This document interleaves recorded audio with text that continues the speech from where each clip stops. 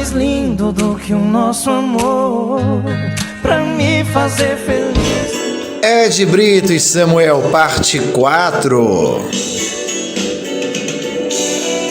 E entre as participações, DVDs e grandes lançamentos que essa dupla já fez com cantores como Tairone Cigano, Eduardo Costa, Henrique e Juliano, João Neto e Frederico, Os Nonatos, Gustavo Lima, Rick Renner, de Paulo e Paulino.